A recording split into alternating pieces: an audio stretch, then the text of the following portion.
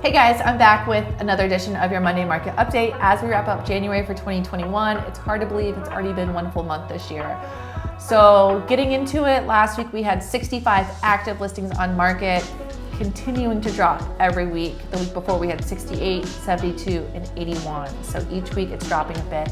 The average list price was up. It's climbing every week at $244,000. 8 new listings, 87 pending, 8 sales, and the average list to the average sale price is $174,000 each.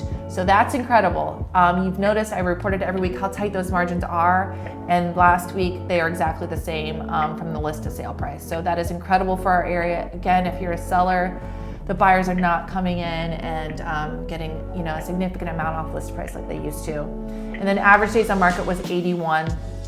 Which is fine for our area. It was up a bit from the week before, but again, those numbers are gonna be skewed as we go from week to week. Overall, I think one of the greatest things to report are the average list price of $244,000, and then again at those average list to sale prices being the same. I'm looking forward to next week as I wrap up all the data for January, reporting the month as a whole, and then comparing that to the year before. I love keeping you guys posted on a weekly basis. Again, as things are shifting and moving much more rapidly as we move into 2021.